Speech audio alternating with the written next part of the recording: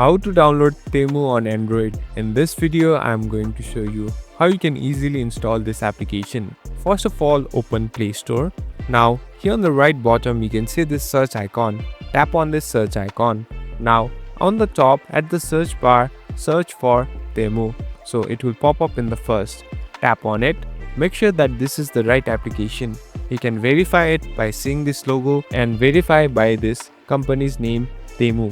Now on the bottom, tap on this install button. So it will take some time. What is Temu application? This is an application where we can do shopping online. Here there are different products that you can purchase and it can be shipped all over the world. So as you can see, it has been installed. Now you can simply open it and start shopping. Thank you for watching this video. I hope this video will help you.